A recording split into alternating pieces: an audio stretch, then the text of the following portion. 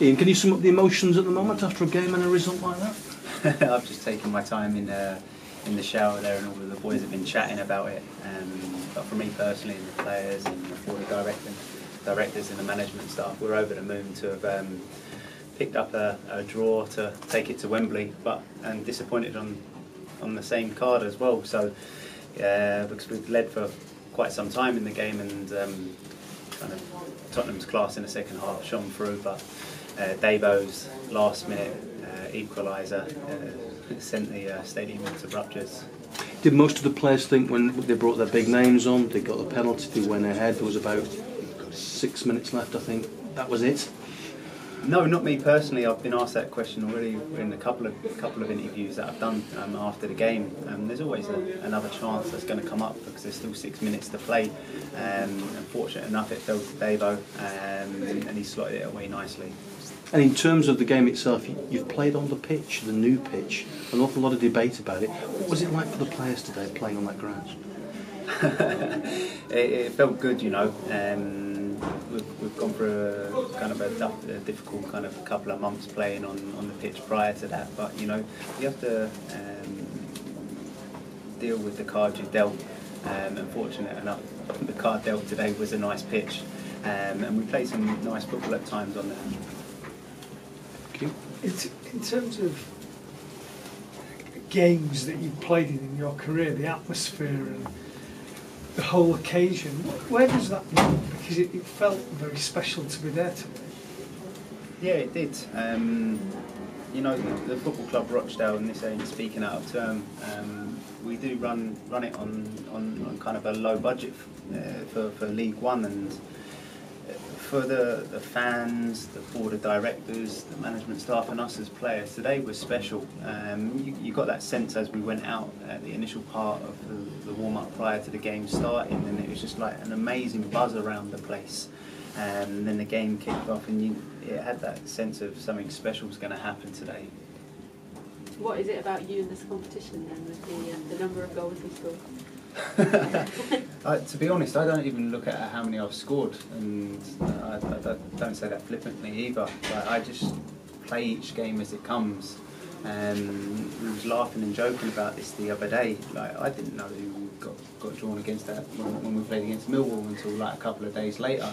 Because when I come away from football, I just shut off totally from it. So I try and score every game that I play. So regardless of the opposition, I'm happy to score. And you had a couple of chances before the goal, so I don't know, did that make you a little bit anxious missing those two, or I mean, you finished it so beautifully after the goal? Yeah, I snatched the one previous to that. I remember Callum Camps lofting the ball over, and I tried to hit it on the outside of my boot into the far corner.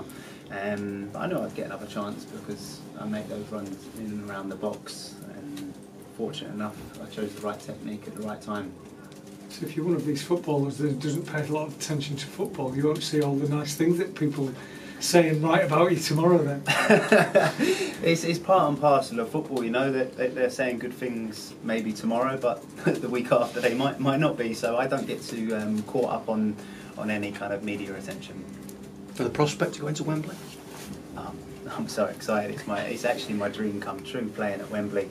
You know, as a little kid, you know, I'll ask you the question, growing up playing football, you were like, I'm scoring at Wembley when you're playing Wembley doubles, or playing against people on kind of a rec football pitch. So I'm buzzing.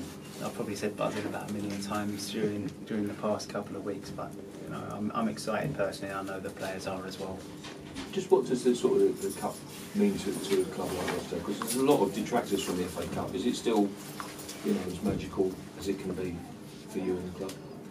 Of course it is, especially because of the level that we're playing at League One.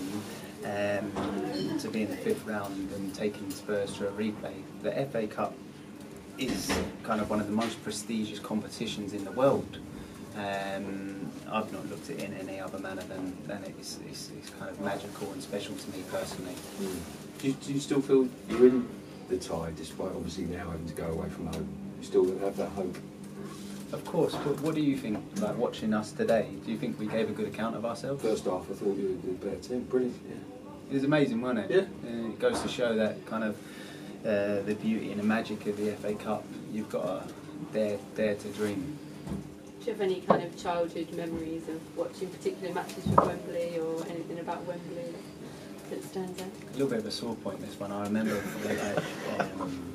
Man United Liverpool. Eric Cantona, he shattered my day that day. Remember when he scored the volley from the edge of the box?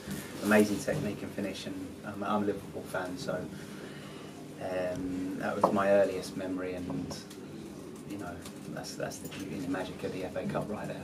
You want to write some better Wembley memories then?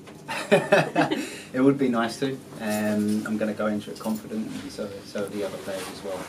And I guess scoring at Wembley, that would sort of be the ultimate dream, wouldn't it? You said playing at Wembley's your dream. Yeah, I'll probably run off with my shirt off, swinging it around my head.